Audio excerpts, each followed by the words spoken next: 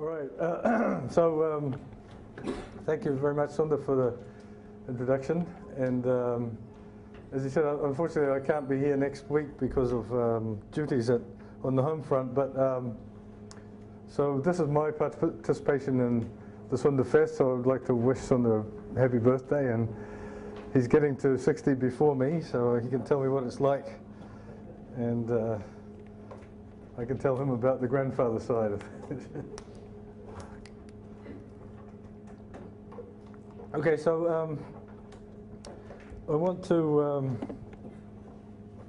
I'm giving a series of 4 lectures on planar algebras, and I guess planar algebras are intimately linked with subfactors, and other people are going to be talking about subfactors, so in fact I really need to start with subfactors, I think, and then link between planar algebras and subfactors will be developed. And what I've decided might be interesting to actually, for the first time ever, develop it in historical order, the way it actually, for me anyway, it actually did develop. And there will be some very concrete problems along the way. So it's a bit difficult. I understand this audience does not necessarily have much familiarity with von Neumann algebras and so on.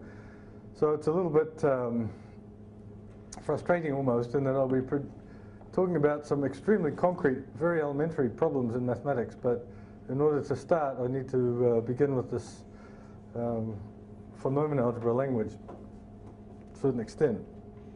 In other words, I have to tell you what a subfactor is.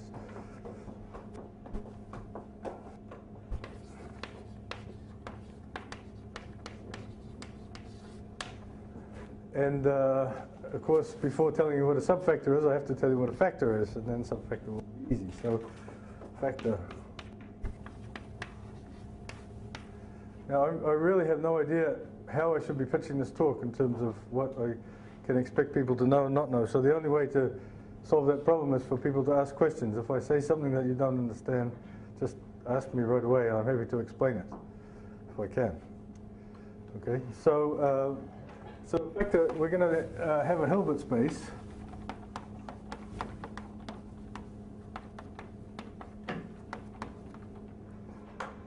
Which most of the time will be infinite dimensional, although eventually we'll be working in finite dimensions as well. So, and we're going to be considering M algebras of bounded operators.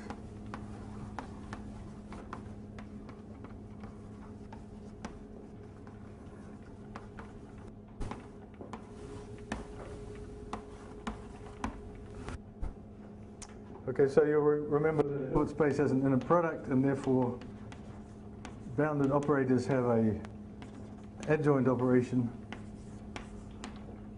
defined by that. So to every bounded, so the notation is going to be A here is going to be a bounded operator, and psi and eta are going to be elements of the Hilbert space.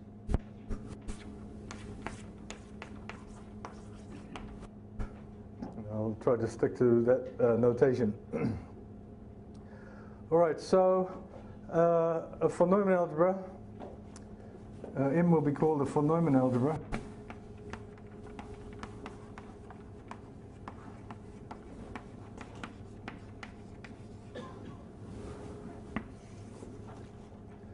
If a few conditions hold. So first of all, before everything else, it's an algebra of operators on a bounded operators on a Hilbert space, and we want M star to be M. So it's, as a set, it's self-adjoint. If any element is in it, then its adjoint is in it also. This is very important from the point of view of spectral theory. You know that if on a Hilbert space there's a spectral theorem which applies to self-adjoint operators. So if you have any operator, then you can consider its self-adjoint part. You can sort of make it self-adjoint by taking its average with its adjoint. So that's the first condition, very important. Second condition is also very important, and that's a condition from analysis, and that says that M bar is equal to M, where the topology, the closure, this is a closure, the closure is taken in the topology of pointwise convergence.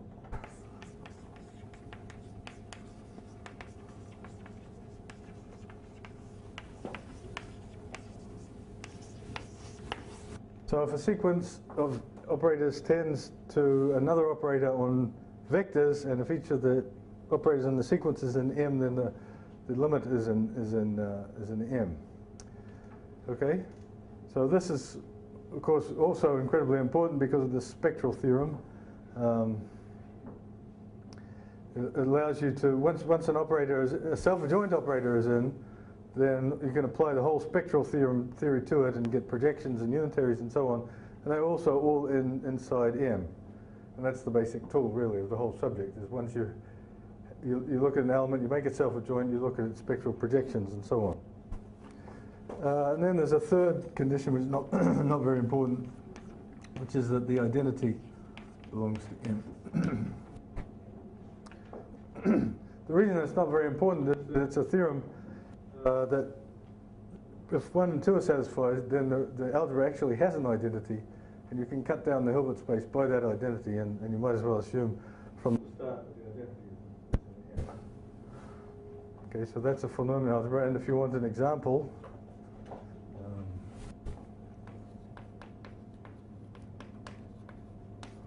the first example, which sort of logically satisfies all three conditions, is the algebra B of H.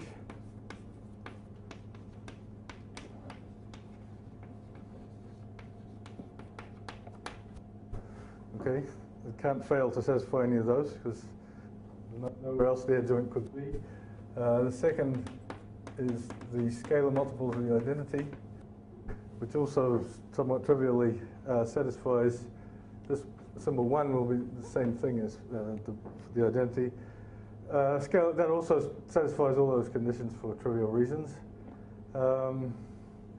If you want something with a bit more meat to it, you can look at take some standard measure space x mu, and you can let the Hilbert space be L2 of x mu, and then you can look at the L infinity of x mu. The bounded operators. The bounded operators act on the Hilbert space simply by multiplication. That's obvious. And not quite so obvious is that this algebra here of bounded operators modulo, of bounded functions modulo null sets is actually closed in the appropriate topology. So that's those three examples for you. And this, of course, the example looks like you could get lots and lots more examples by varying x and mu, right? So you might think, well, you could take x to be the circle, and then you could take x to be any manifold or anything like that. But in fact, of course, in measure theory, and that's what we're concerned about here, in measure theory, all these spaces look the same. There's no difference between the unit interval and the Poincare dodecahedral space. So they're all the same. Right? Just it's a bit unfortunate in some ways, but that's the, there's a lot to look at here with these Von-Neumann algebras, and it's very nice that this, at least all of the different spaces that we think about are all clumped together in one. In fact, it's a theorem due to Von-Neumann that basically this is the most general abelian case.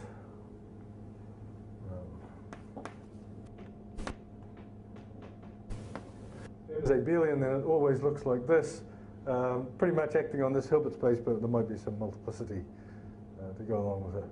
So if M is abelian, you can think, well, it's just L infinity of a measure space. All right, any questions so far? Okay, so I have to assume that you're all with me. Okay, so we're now ready to define a factor.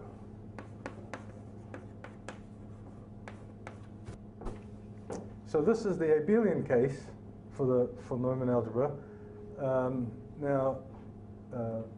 This is the algebra of all bounded operators is certainly not abelian. In fact, if you can just think of this, if you want some intuition, if you don't know the subject, just think of this as being the n by n matrices, a very large n.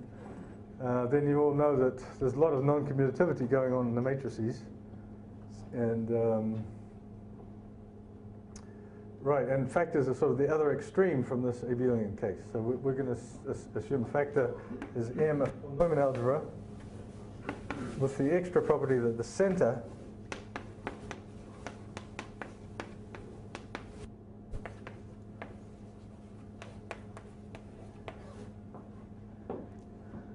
So this is the condition that a polynomial algebra is a factor. The center has to be trivial.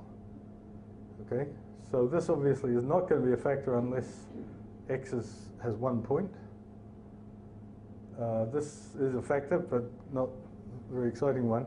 Now this is a factor. This is a real factor because it's a very simple exercise actually to show, I don't think you even need the spectral theorem, to show that there's no operator in the algebra of all bounded operators that commutes with every other operator. Just if you had one, then you can just put something together that doesn't commute with it, except of course for the identity operator. Okay, so that's a factor. And the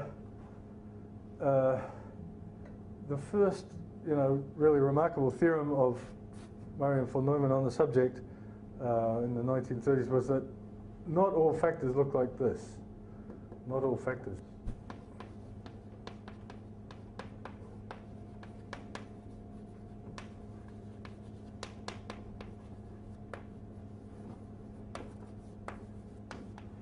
In fact, they proved that you can sort of characterize in some sense these things which are, we're going to call these ones type 1.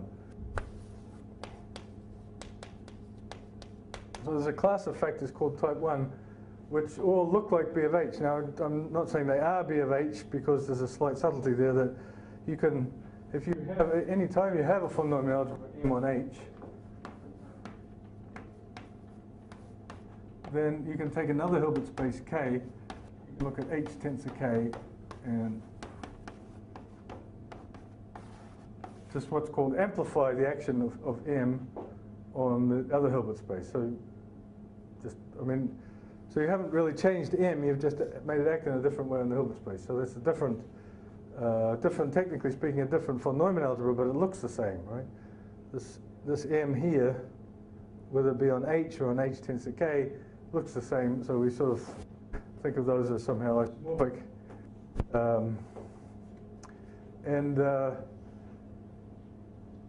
What Murray and von Neumann showed was that there are factors that do not look like this B of H even after amplification. So there are factors, this is not actually working, I'm sorry. This string got my fabulous job all screwed up, so I'm going to have to revert to my Western gear. I'm sorry. Okay, so in other words, there are factors on Hilbert space which do not correspond to any kind of tensor product splitting H tensor K. Okay, that don't somehow split the Hilbert space into two parts. And well, it took them a while to figure it out. These examples of this kind of non-type 1 factor were actually very easy and were right there, but I guess the subject of infinite discrete groups was not very well developed at that stage, so it took them a while to realize that the example was really right in front of everyone's eyes. So you can take gamma, a discrete group. You can let L2 of gamma be the corresponding Hilbert space of square integrable functions, and then you have that gamma acts on this Hilbert space by simply, in the obvious unitary way, by simply permuting a basis, if you like, the basis of this, which is characteristic functions of the group element, just shift them around, or depending on, you can write it in terms of functions, you can write, say, U gamma, that's the unitary F of gamma prime equals F of gamma inverse gamma prime, where I think that's correct. You have to put in an inverse to make it an action rather than an anti-action. Okay, anyway, the group acts on the Hilbert space, and therefore you can consider, every time you have some operators on the Hilbert space, it's not a bad idea to say, take the von Neumann algebra that they generate. So in other words, given a bunch of operators, you take their adjoints, and then you take linear combinations, close it all up, throw in the identity if you have to, and you've got a von Neumann algebra. So you do that with this group, and you, in fact, the first step would be to extend the action to linear combinations. It's automatically closed under this adjoint. So C gamma therefore acts on L2 of gamma, and then you take C gamma bar acting on L2 gamma. This is the von Neumann algebra.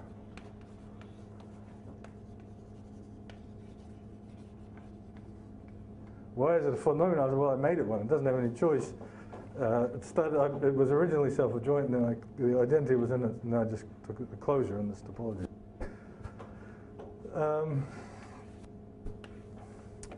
All right, so before I say any more, let's just think about what would have happened if we'd done this in the simplest case.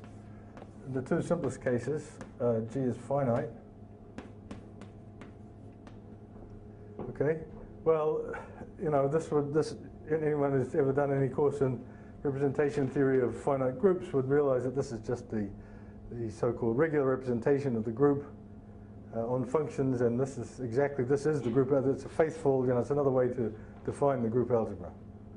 Okay, so perhaps of more interest is the case where G is infinite but abelian and cyclic, and there we can say that the group is acting by translations on itself, and we can do there's a piece of real magic, which is Fourier. We can do the Fourier transform, and the Fourier transform says that we can look at L2 of the group is actually the same thing as little L2 of the circle. And moreover, under the Fourier transform, the group translations go over into multiplication operators on this. We get this algebra that we get. So I'm running out of room for it. I'm going to have to go over here.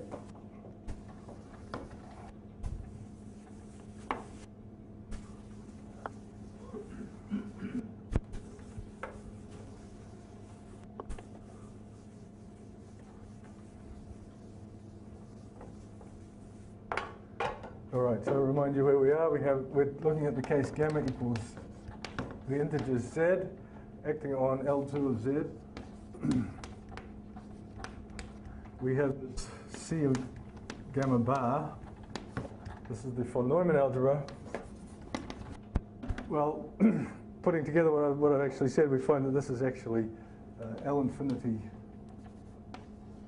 of the circle on L2.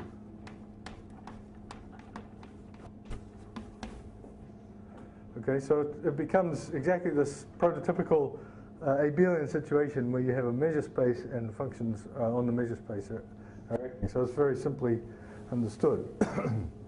If you like, this is a simple example of the spectral theorem in action. We can take the generator of the group, and all we've done, it's a unitary, and all we've done is simply the spectral theory of a unitary operator to obtain this decomposition. So that's very nice. So there's two examples. We've got, on the one hand, the group, finite group, where it's just the group algebra, and on the other hand, we've got this more interesting situation in infinite dimensions where we've done a bit of analysis and we've got a continuous situation. We've somehow transformed this group, which was a discrete looking object, into this continuum, namely the circle. All right, so now what we're looking for is factors, right? We're looking for factors, and we're going to meet one very soon, but we haven't met it yet. Why is that? Well, let's think about the two examples. If the group is finite,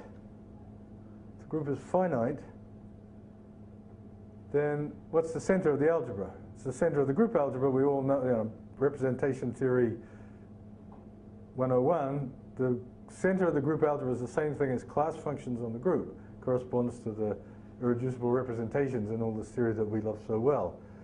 So as soon as the group has more than one conjugacy class, which it always does unless it's a trivial group, there's going to be a center there. So we haven't got a factor. Okay? Far less in this case here, when the group is abelian, the whole thing is commutative. The center is everything, so we still haven't got a factor.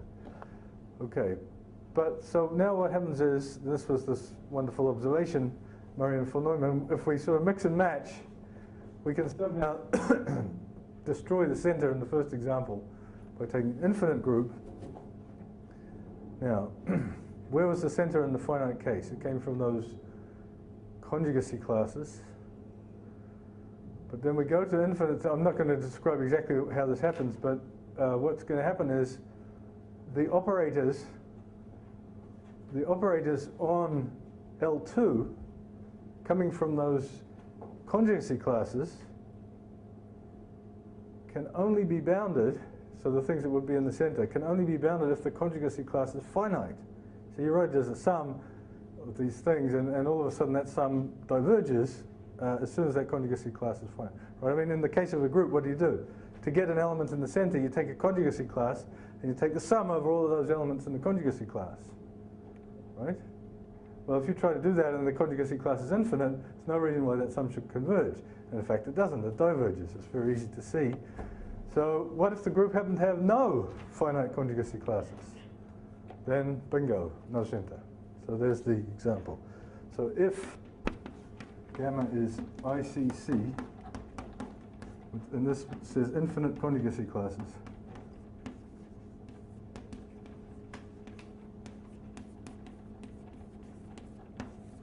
then n is a factor.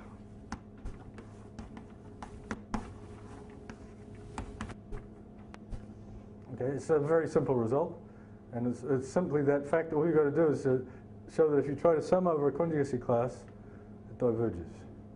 And that's not very hard either. You just choose the right vector to hit with it, and you show that that vector goes to some non-convergent sum and doesn't converge in L2. So here's an interesting phenomenon that we've got somewhere here, provided we can, of course, come up with a group, all of whose conjugacy classes are infinite. Well, that's, this day and age, that's the most trivial thing imaginable. You could just take gamma to be a free group on two generators. Okay, you start conjugating in that. By the freeness, it will make every conjugacy class will be infinite. We could take gamma equals S infinity, a group of finite permutations of an infinite set. Okay, you do a little permutation over here somehow, then you just conjugate it and shift it, and the conjugacy class is infinite. Okay. So we've actually got now, we've got two factors, not obviously of type 1. All right, so just to recap, a factor, remember, was a von Neumann algebra whose center was trivial. What we did was we defined a von Neumann algebra from one of these groups, and we somehow discovered that as soon as the group looked a bit like this, that was actually a factor. Okay, but no reason at this stage. Well, I've said it's not obviously of type 1, but it's not obviously not of type 1 either. It could well be that this factor, there's also a tensor product splitting of the Hilbert space such that this group is on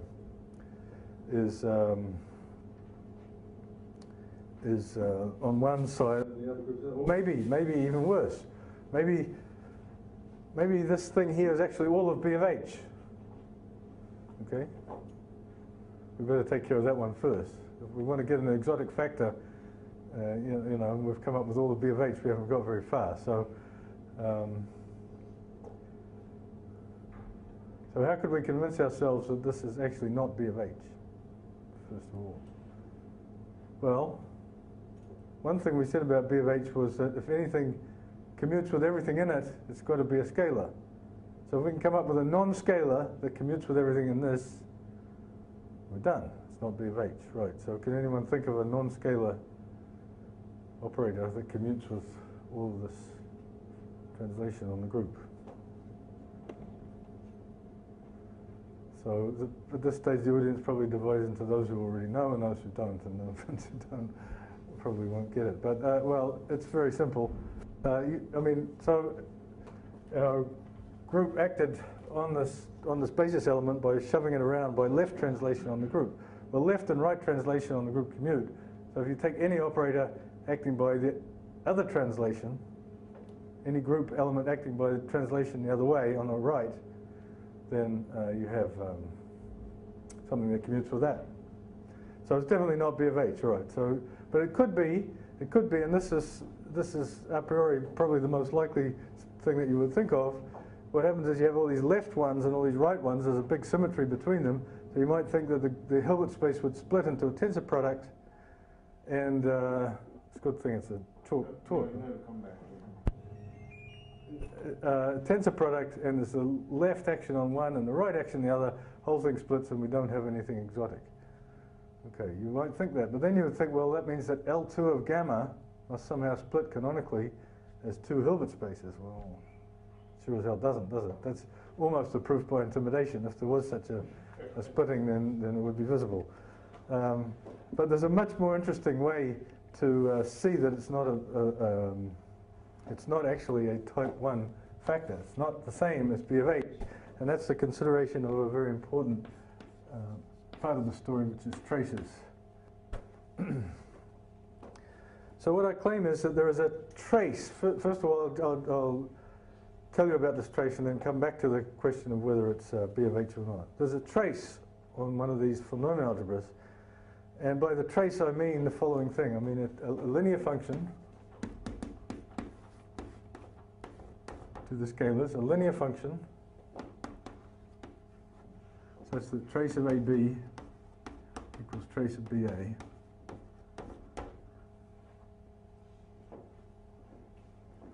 Okay, so I'm going to construct for you such a function. Okay, so first of all. All right, well, how are we going to do that? Well, the sort of hands-on way is to say, well, look, we have the group algebra, and then we took its closure. So to define a trace, we're going to define it on the group algebra and then extend it by continuity to the whole algebra. Okay, so let's do that.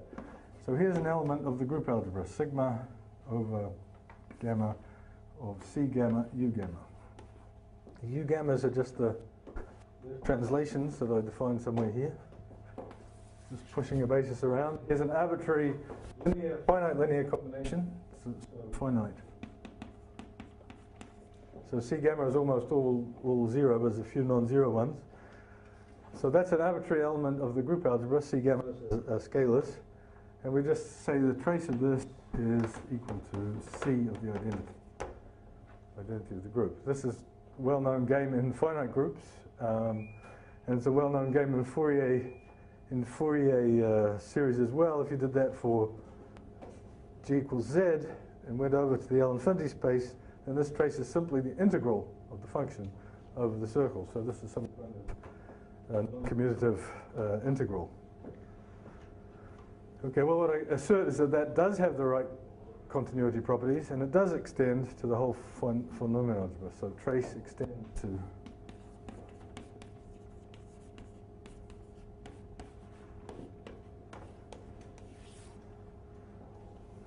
now that might seem at first sight, since this is a topology of pointwise convergence and so on, like a rather difficult exercise or problem in analysis to prove.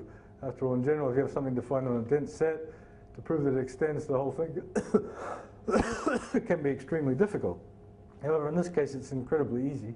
Couldn't be easier. You just observe from your finite group theory that the trace of x is actually nothing but the inner product of x with a certain vector,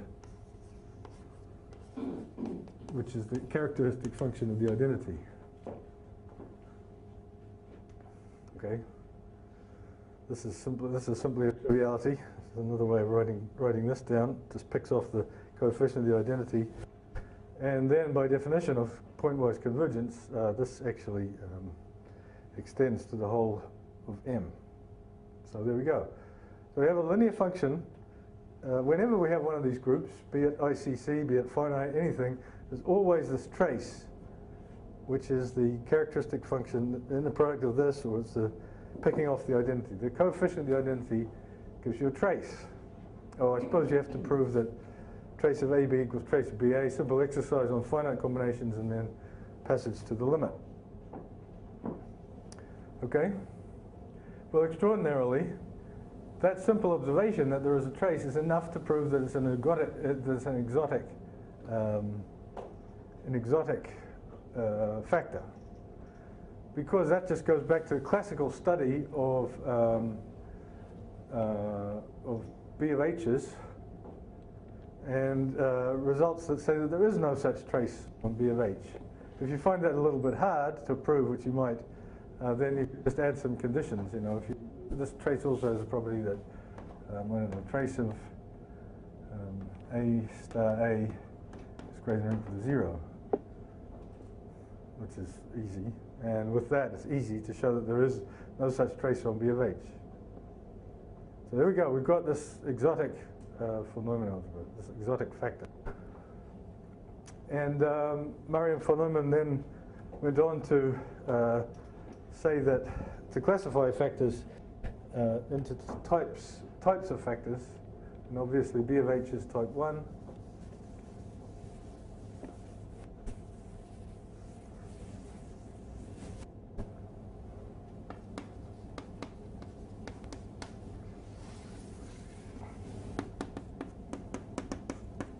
Then there's type 2-1,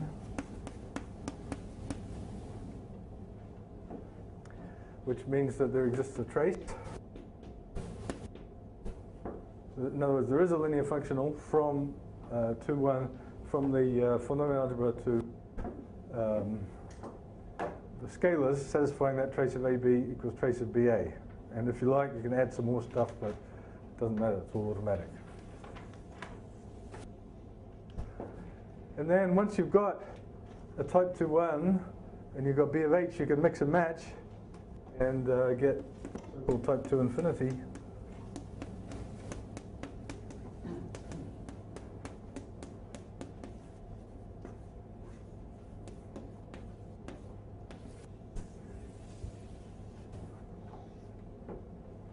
Tensor B of H. Now, I guess in order to get out of the type 2-1 situation, you have to have H being infinite dimensional here.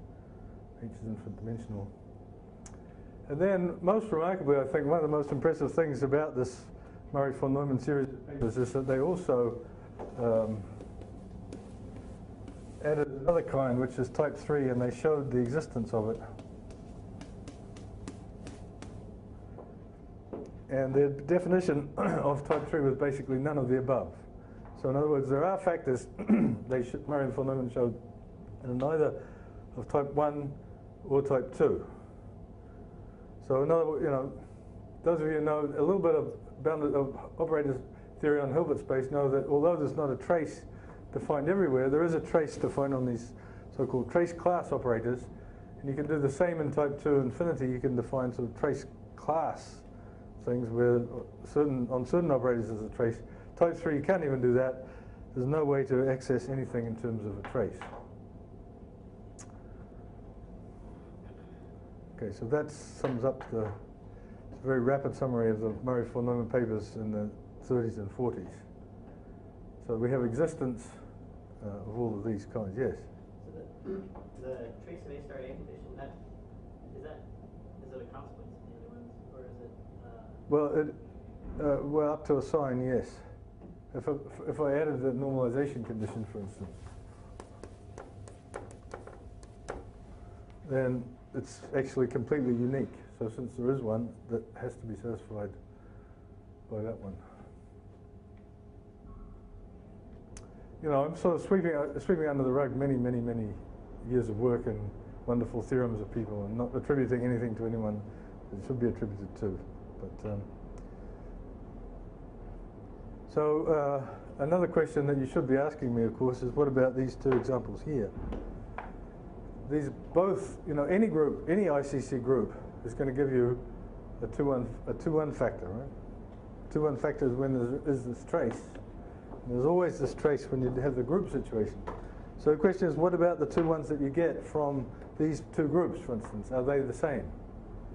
And another remarkable thing, in the last paper of their series, Murray and von Neumann showed that they're not. Okay? So, so C of F2 bar is not isomorphic to C of S infinity. This was a really important result. To let me impose my own philosophy on Murray and von Neumann. I don't really know whether this is true or not, but certainly the papers that they wrote read like it was true. When they first went into the subject, they started out by trying to show that everything every factor was B of H, was a B of H. Okay, they did this, you can see the proof of their understanding of 2-1 factors. What they had to look for was some kind of, minimal projections get to a basis or something. So they were trying to look for these minimal things, and then they found that there weren't any. There were these examples, not actually this particular, there's examples where there are none of these, you can't get at a basis. So start channeling down to it, but it's not there because of continuum. So having failed to do that, they realized that there were these 2-1 factors, and they said, well, that's it, obviously. Maybe 2-1 and this tensor product, and that's it. And I'm sure God is nice, it's just one 2-1 factor, and then so there'll be this type 1 infinity, this 2-1, and then we'll understand all algebras of operators on Hilbert space. So they discovered two things. First, that there was these type 3s. Okay, that was a hard piece of work, but maybe not that scary. Well, there's this one type 3 as well. And we've got a type 1, this is the theory of operator algebras, this is a type 1, there's a type 2-1, there's a type 2 infinity, and there's a type 3. And we've got the whole list.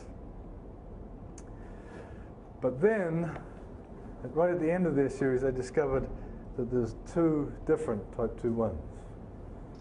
So things are not looking so good. And in the intervening years between 1940-something and now, one of the first things to be discovered was that there was a uncountable infinity of type 2-1s and an uncountable infinity of type 3s. So these algebras of operators on a Hilbert space, if you look at the non-commutative situation, they just don't all collapse into one, a nice family of examples, which is what you might have hoped for from the commutative situation. Because remember, if you look at commutative polynomial algebras, they're all L infinity of a measure space. And there's only one real self-respecting measure space that you're looking at. So it looked like, all of these polynomial algebras, as soon as you take this closure and this pointwise topology, you got everything into some nice chunks. But it was not to be, and the first sign of that really was the non-isomorphism of these two 2-1 factors. For me, that's sort of the whole series of papers is an absolute miracle, and to crown it off with this non-uniqueness of the 2-1 factors was really staggering, going from there to there from nothing at all. Okay, so that gets us to 1940s and so on, and I would like to say a lot more, but I'm not giving a course on polynomial algebras. So there was some lots and lots of nice discoveries and work by the type 3 case began to be understood by some work of Tomita and Takasaki, and then that was added on to vastly refined by Alain Kohn, who gave a 1-parameter continuum factor, these so-called type 3 lambda factors. Lambda is in the interval, and a lot more was understood about these families of infinite families of 2-1 factors, and in fact Kohn also was the first one to exhibit an uncountable infinity of families, not period, but by having some kind of invariant. Right? There was the constructions of these uncountably infinite families were somewhat ad hoc and quite nasty, but Kohn organized them all together with having an invariant. So there's some kind of like homology that you can calculate for a 2-1 factor, and that realizes infinitely many different examples. And all of this was wonderful. All right, but I'm here to talk about subfactors, and we need to get going in that direction. So I have to cut short this wonderful theory of global polynomial algebras and get straight to subfactors. You may be wondering, if you've never seen this before, why did I go so quickly from the abelian case to this opposite extreme? And why was I so happy to, why did I insist immediately on this classifying factors? What about some stuff in between? It's neither a factor nor an abelian case. Well, von Neumann had this so-called direct integral theory where any polynomial algebra at all, not necessarily a direct sum of factors, but it's a direct integral of factors. So he had this theory of direct integral. And in some sense, every problem about polynomial algebras reduced to a problem about factors. It could be said, by the way, that the work of Tomita, Taksaki, and Kohn reduces, in a much weaker sense, all problems about type 3 factors to type 2s. But that's, to even assert that is a bit of an exaggeration. But it was certainly the philosophy, and it was why when I became interested in subfactors, I naturally fell into the type 2 situation, because type 3s had all of a sudden become trivial relative to type 2s when I began my studying the subject. Now, one of the pieces of magic that I'm really looking forward to learning about at this workshop is Izumi has promised to tell us about the type 3 situation with subfactors, and he has some things going that I really don't understand, and I really want to end up this week understanding them. So he's the master of constructing examples of these subfactors. Okay, so let's get to subfactors, and I will stick, mostly because of my ignorance, in the type 2-1 case. So for me, a subfactor is going to be a subfactor of a type 2-1 factor. So we erase everything on the board. We try to absorb everything I've said so far. So we just remember that there are these factors, these polynomial algebras that have trivial center. They're very simple.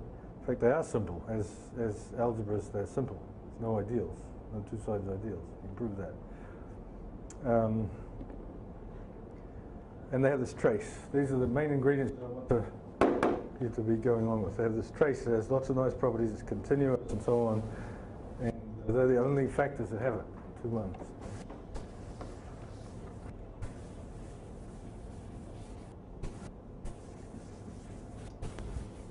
Sadly, they're far from unique, but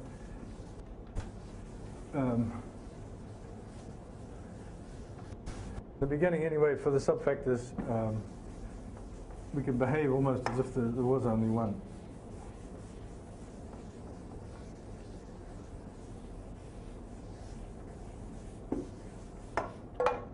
Right, so let's condense everything I've said so far into one couple of symbols. M is a 2-1 factor, and trace from M to C.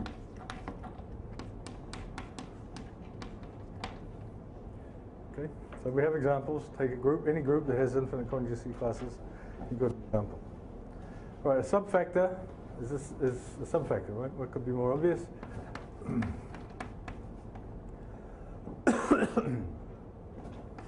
And just in case, the only thing that could not be obvious is whether the identity of M is actually in N or not. Could be, I mean, technically speaking, if they're both polynomial algebras, it has to be, but let me just insist on that. It's a subalgebra, which is also a factor in its own right, and it contains the identity of M. So that's the definition of a subfactor. Okay. Now perhaps I should, not deny history entirely here by saying that possibly the main reason for becoming interested in this was a result of Alain Kohn, who had shown that there was this special 2-1 factor, which is actually one of our 2 examples. It's C of S infinity bar, which has the extraordinary property that any subfactor of it is either isomorphic to it or finite dimensional. Amazing. And of course, as you may not have realized, but let me point it out, if you have a finite dimensional factor, it's necessarily isomorphic to the n by n matrices. All of these exotic phenomena only happen in infinite dimensions. Finite dimensional factor, it's just the n by n matrices. So Kohn had shown in one of the great papers of all time that any subfactor of this particular factor, any subfactor whatever, is either finite dimensional, in which case we know it, or it's actually isomorphic to the whole thing. So we have a situation where M and N are actually isomorphic. There's nothing to tell them apart as polynomial algebras. So what you're seeing somehow when you look at N contained in M is sort of hard to describe and appreciate, but we'll call it this sort of naked inclusion. The N and M have no identity of their own. They're always the same. So when you consider one of these subfactors, all you're seeing is data about inclusion of one algebra in another. That's a philosophy that takes a while to absorb, but I'll start pointing it out right there. So, right. Now that's important. Actually, maybe I'll say a few more words on that. Because there's this other theory that's going on, this older theory, so-called Galwa theory.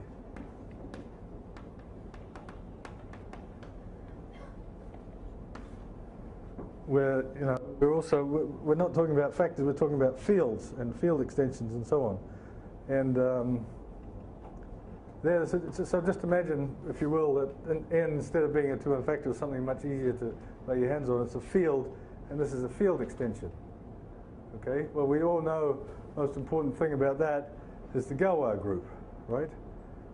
The Galwa group, and there's these this so-called Galwa extensions, which are almost all-encompassing, these characteristic zero, where this is a Galwa extension where there's a group of automorphisms of the big field, and this field is a subfield. And this was the origin, as we know, of the concept of a group.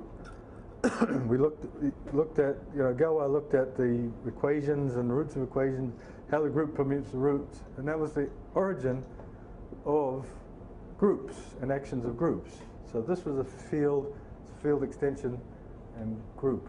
So the concept of group came out as somehow describing, if you like, the inclusion of one field in another. Okay? But you had gazillions of different fields, non-isomorphic fields, which would give you the same Galwa group.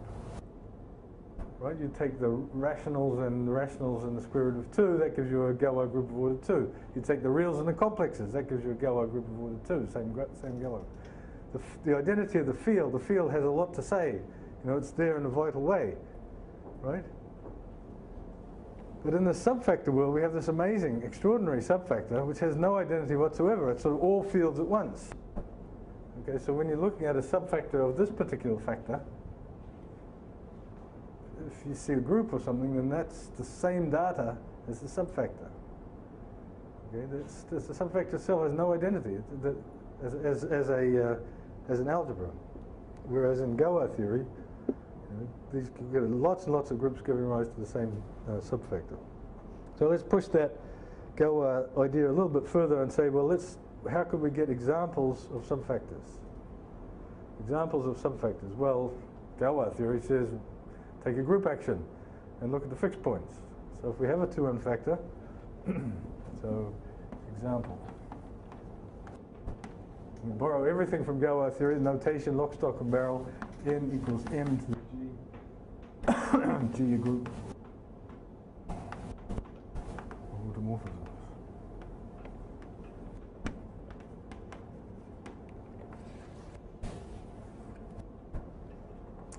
Okay, well, this is actually a wonderful source of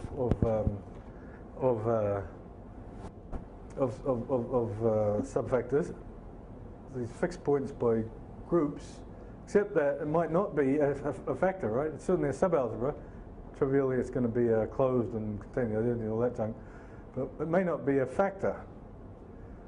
Well, there's a very simple result here. There was a Japanese school that studied in great detail this Galwa theory, and anyway, the key idea is that if G is, at least if G is finite, then it's enough for this action to be outer. If G is finite,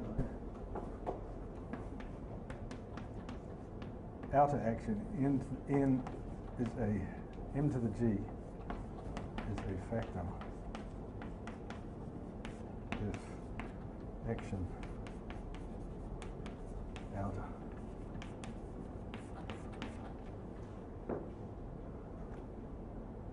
What do I mean by that?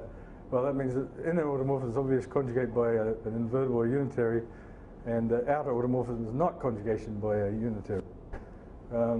This is one of the first interesting things that comes out of these 2n factors, is that unlike the n by n matrices, they actually possess outer automorphisms. Okay, and we can see that immediately from our example here. C of S infinity. So here's an automorphism of S infinity. I just take a permutation of the set right? And then that acts in the obvious way on the group S infinity, and therefore on the von Neumann algebra. Okay. Well, we take a big set like the integers, and so the S infinity is a group of permutations of the integers, finite support, and then we simply take a permutation that doesn't have finite support. So we take all of the positive integers, swap them with all the negative integers, fix 0. That's a permutation with infinite support.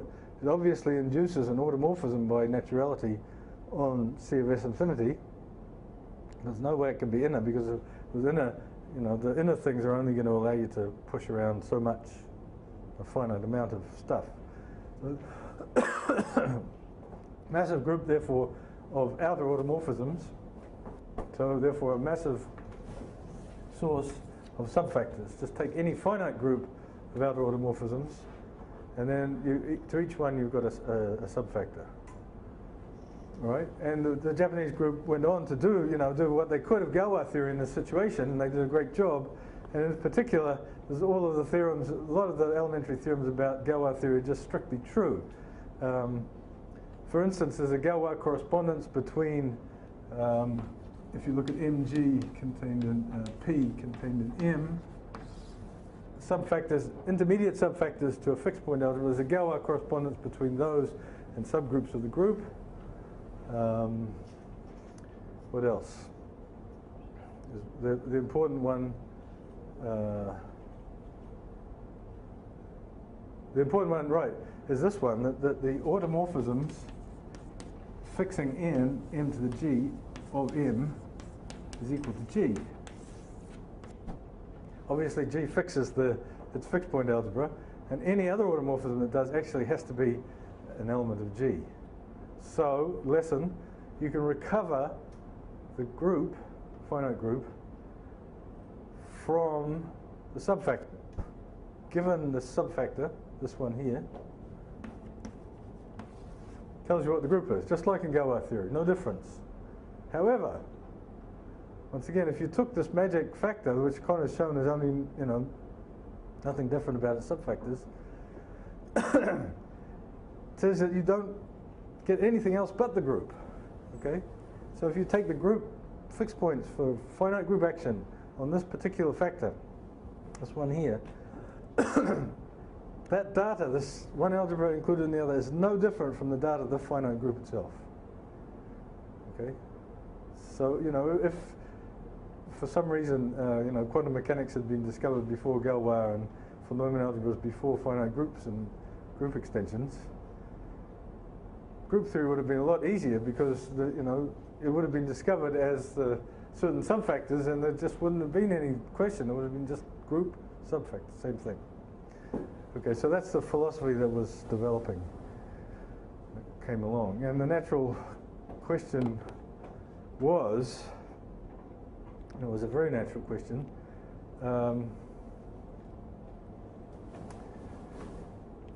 which is basically, well, in Galwa theory, with a characteristic 0 up to things that we won't argue about, everything comes from these Galwa things. Okay? The whole story about group extensions is given by these finite group extensions given by these the Galwa group. So, is that also true in the 2-1 factors? Is it true that any subfactor is fixed point algebra? Or maybe you could also say that, suppose this was m to the h or something. Then these are the sort of if the group is non-normal, just like Galwa theory, you have these non-Galwa extensions. But when you have one, you can always get back to a Galwa extension in this way. So can that be done for these 2-1 factors? And that was at least my motivating question in being interested in subfactors.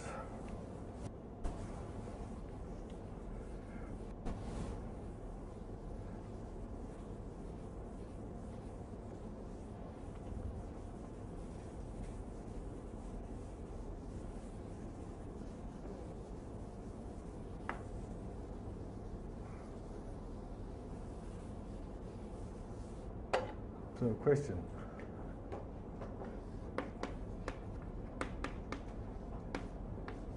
subfactors.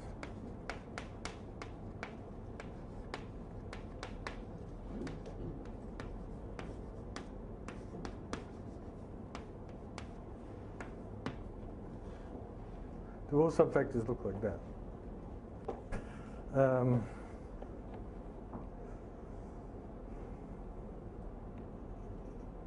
Right, well, there's one sort of thing that you might have been wondering about a bit, which I've been assuming that the group is finite. And, if you don't assume that, there's also, you're in that world, then all bets are off, right? If the thing is infinite.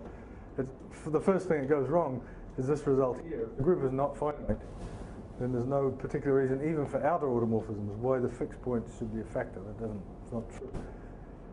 So, in order to give this question a chance, we have to have some kind of finiteness of the group coming in, built in from the start. And luckily, that was possible. There'd been it contained in the Japanese work and work by Goldman. There was this notion of finiteness lurking around, and I guess I defined. All I did was bring it out and say explicitly what it was. And unfortunately, it's a little bit technical. Well, it's not. No, I can, at least for the finiteness, I can give it to you right out in the open. So we say definition. N contained in M is of finite index if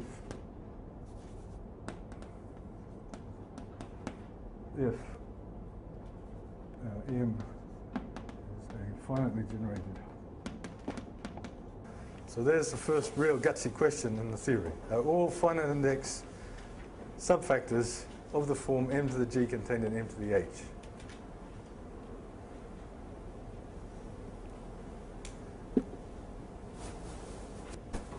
Actually, I could immediately give you ones that aren't, but it's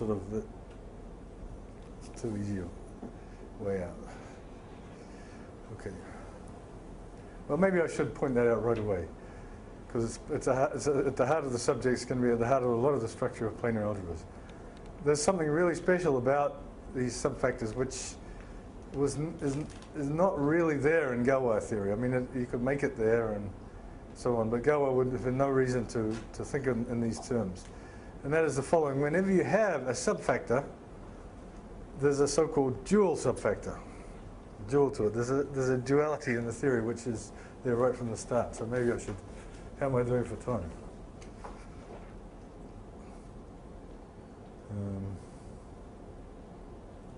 So I started at. Sorry?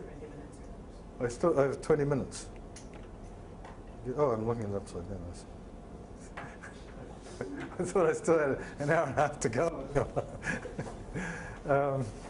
20 minutes, all right. So I guess I'm not going to get to planar algebras. Move to plan B.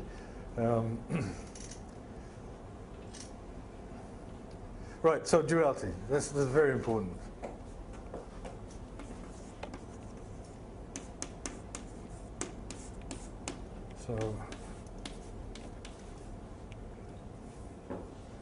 So whenever you have one of these, then there's a sort of dual.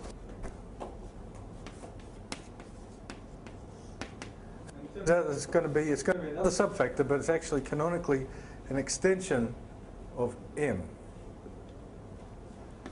And let's call it prosaically M1. Okay. All right. So there is this duality. It's present from the start of the theory, and we're going to understand it in these examples that we've given. So this is the dual subfactor of a subfactor. And it's also very important in type 3. That much I know, but it's got a very different flavor to it. So what is it? Well, it's simply, I really haven't developed the Hilbert space tools enough to get at it as I should. So I'll simply cheat and use a pure algebra once again. So, which might also be limited to the type 2 case. So equals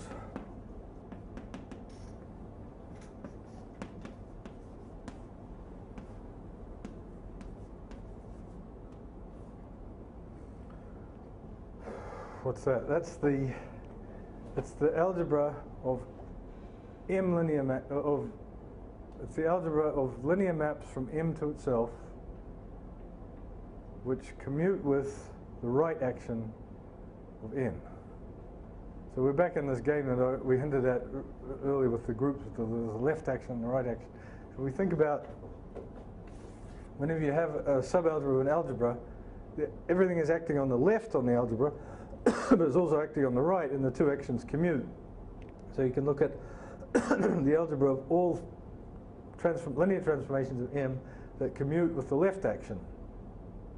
So here's the situation. We sort of have M here, sitting here, and we have the whole thing acting on itself on the left, by left multiplication. We have N sitting in there, so therefore it naturally acts on M by left multiplication. This picture needs to be brought out a bit. This is an important picture.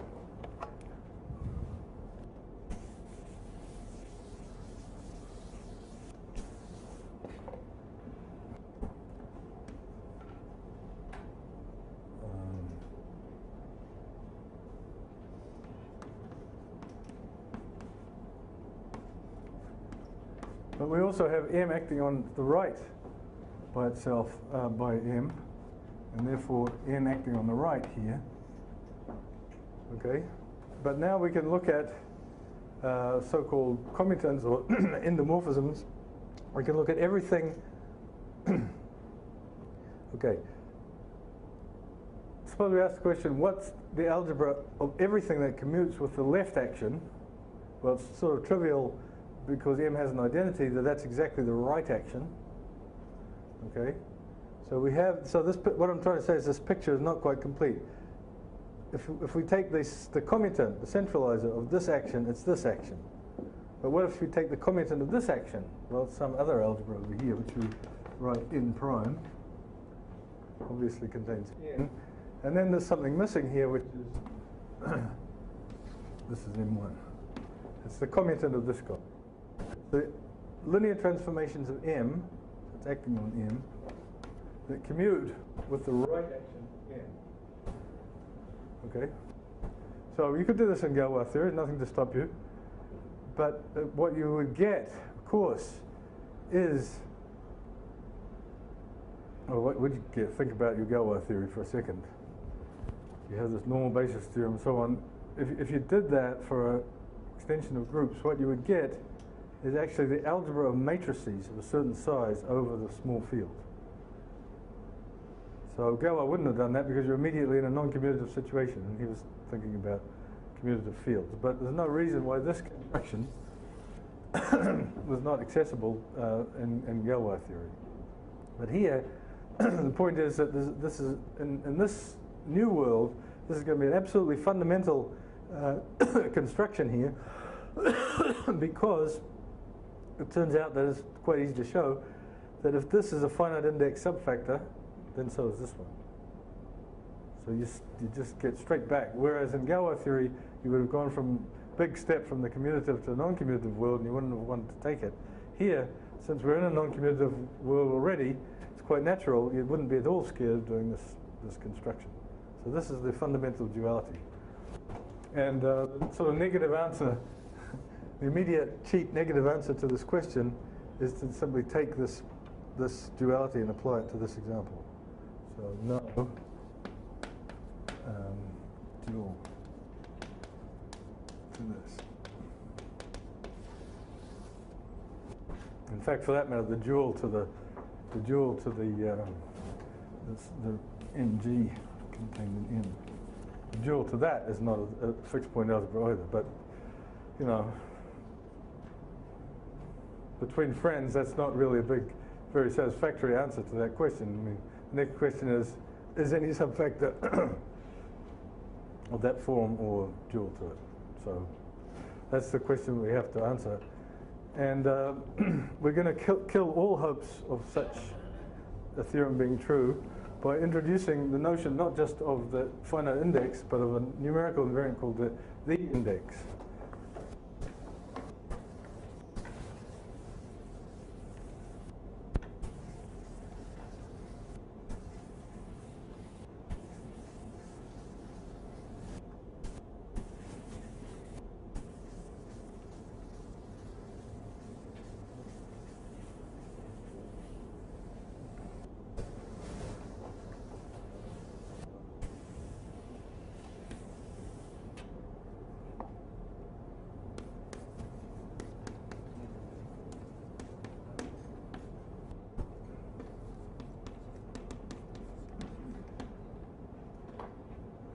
Okay, so this is going to be a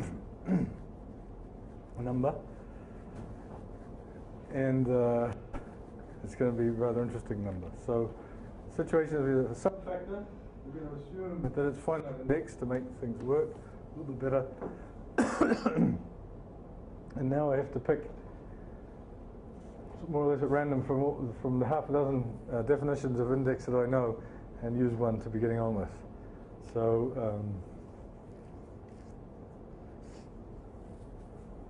let's choose this one. This one will have the advantage of introducing. So let's go back to this picture here.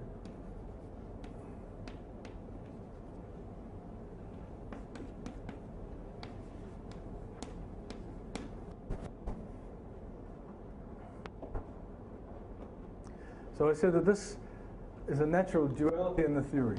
This is a 2-1 factor of a finite index, as this one is, and it's completely a duality. So, and this was sort of somehow the key idea that got the whole theory started. The definition of this is basically all of the things, all of the linear maps from M to itself that commute with this right action.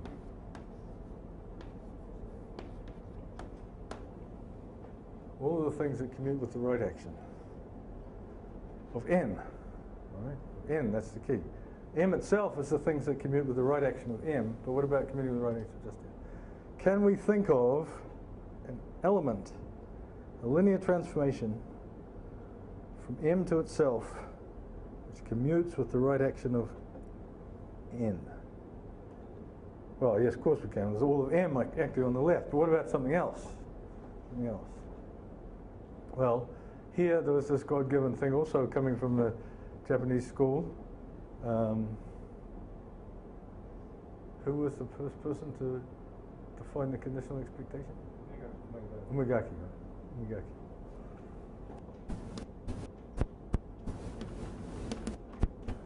Who had shown that in these 2-1 factors, there's one thing that basically is a consequence of the existence of this trace. There's always a so-called conditional expectation which goes from M to N.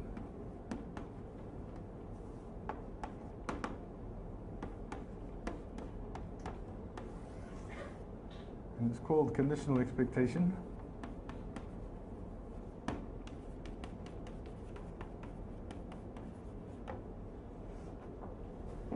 For a good reason, and that is the following. If we go, let's go back to our steps and pretend we're not in this non-commutative world, we're in the probability world, and we're looking at L infinity of x mu,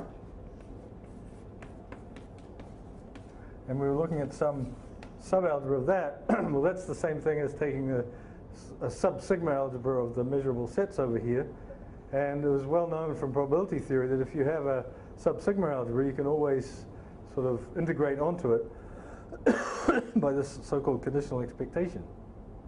And the conditional expectation was defined by,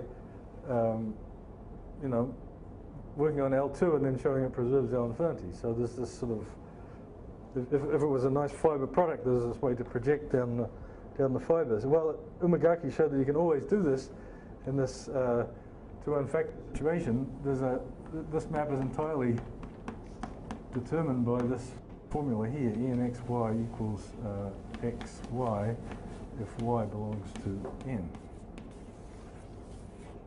There's always this projection. And of the many properties that this projection enjoys, one of them is that it commutes with the right action. of n. In fact, it's an n bimodule map, so it commutes with the right action n. So there it is, sitting there, right? It's just sitting there, just lying there. To quote from a movie, Coen Brothers. So it's there. Okay, it's an operator. It's canonical. It's God-given. You know, it's just. So let's do something with it. What can we do with it? Well, this is a 2-1 factor. Okay. It has, as I emphasized right from the start, it has a trace. It's a numerical function, unique. Numerical function, so we can simply take its trace. So this is, by definition, a trace of E sub n, but in fact we have to invert it. Okay? So there, I did it. I got a number for you. So now, of course, you're going to say, well, this number better have some good properties. What it better have is, in the case of Galwa theory, it better give you what you would expect, the degree of the extension. So exercise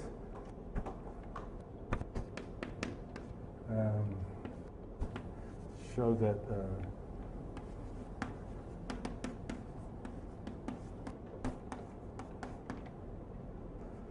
so when you've done that exercise, you might wonder, why is it called index rather than degree? Well, let me give you another exercise which is actually a lot simpler, which is if you take C gamma bar,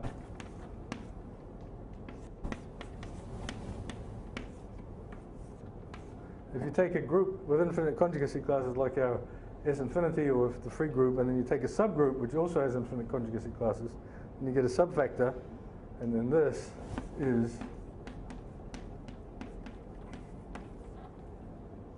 gamma 0, okay? And this is the index of this group in this one. So that's sort of, historically somehow this example came before the other one or something, and so it got to be called index. Actually, it was called for a brief while, it was called codimension, but then it was realized that was not such a good definition. So, so there we go, we've got it, and it has this property, and so obviously in this case here, you know, any nice property that it should have, it has,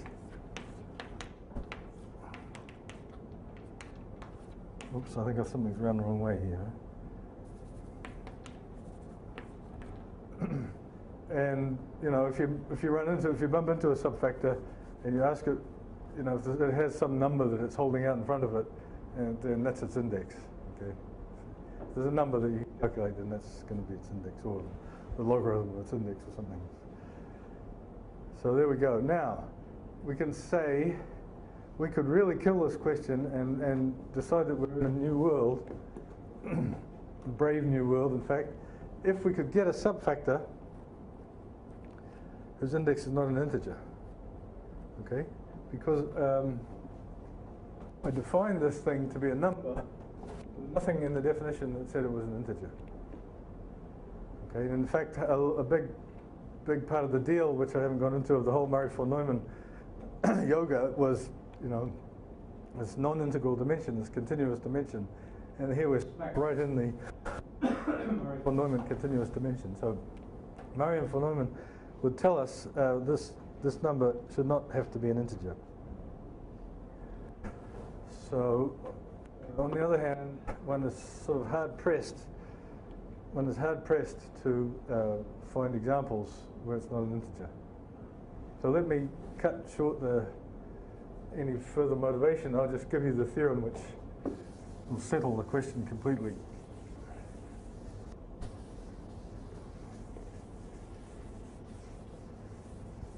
And it'll get me to about the point where I wanted to be at the start of this lecture.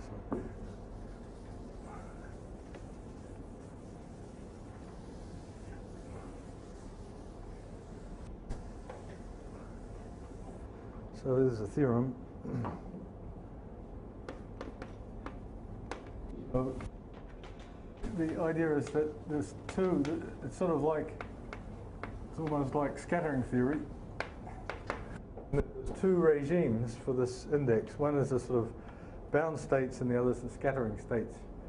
So if the index is less than 4, then there exists k belonging to z k greater than or equal to 3. There's an integer greater than or equal to 3, mn equals 4 cosine squared pi over k,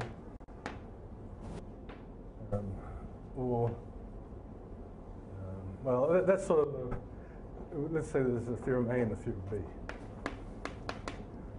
Okay, so theorem A says if the index is less than 4, it has to be 4 cosine squared pi over k for some k greater than or equal to 3. All right, now I'm sure in India, kids in high school still, learn that, not like in other countries that I can mention, that 4 cosine squared pi over, you know what cosine of pi over 3 is, pi over 4. Okay, so you can easily work out that when k equals 3, this is 1. 4 cosine squared pi over 3 is 1. And I said that the index has every nice property that you might like it to have. In particular, if a subfactor is index 1, it's the whole factor. So this is a trivial subfactor. Now the next one, k equals 4, you figure it out, and mn is 2. Okay, so we're not yet advanced. In fact, if you say k equals 6, mn is equal to 3. Okay, so in terms of finding subfactors as counterexamples to our hypothesis that everything's a group, a subgroup, we're not well advanced. But if we fill in here k equals 5, then I don't know whether in India people at high school learn things about cosine of pi over 5. I didn't. So they've seen the golden mean. Do they know that it's related to cosine of pi over 5? Okay, maybe not. No, I didn't either when I was in high school. So anyway, the point is that 4 cos squared pi over 5 is 3 plus root 5 over 2, which is the golden mean squared. It's the square of the golden mean. It's the same thing as 1 plus the golden mean, which is the defining relation for it. That's 4 cosine squared 5 over 5. Okay, so we're done. We've killed the conjecture that every subfactor is a subgroup subfactor. Or have we? No, we don't have any examples. This is just, if this series happens to exist, then we've killed the conjecture. But at the moment, all we've got is these restrictions. And so theorem B is for all 4 cos squared pi over k as above, and for all r belonging to r greater than or equal to 4, there exists n of m.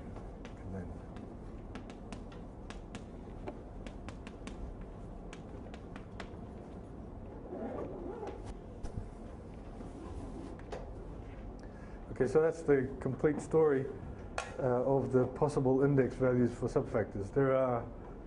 There's this discrete series. These numbers, of course, as k tends to infinity. I should put these numbers up. There's 1, there's 2, there's 3, there's the square of the golden ratio, there's 4, and there's the continuum from 4 on. So that's what index values of subfactors look like. And the only ones that are integers is this one, this one, this one, less than 4. Okay, well, I think that I'm done for time.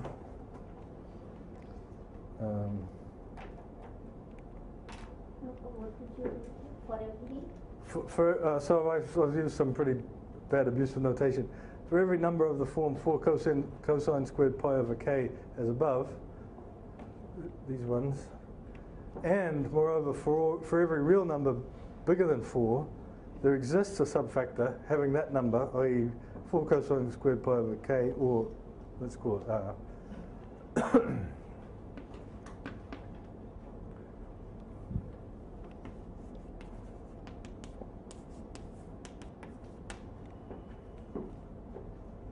So once again, if you have a real number r, then and it happens to be of the form either 4 cosine squared pi over k if it's less than 4, or any number bigger than 4, then there is a subfactor of that index. So it's just like scattering theory. We have these bound states, and then you have the scattering states. With the, where this bound states is this discrete spectrum, and then you have the scattering states. We have a continuous spectrum of energy. All right, so tomorrow I will go on. I think I'll concentrate on the construction. Yes, I will. I will concentrate tomorrow on the construction of these examples, and we'll introduce an early result of Sunda, and then follow it up with an open question, which is ideally suited for Sunda to work on to solve, extending this old result of his about possible index values. You see, what we'll find tomorrow is that this continuum will vanish as soon as we apply an extra hypothesis, and things won't look quite so simple. Okay, thanks.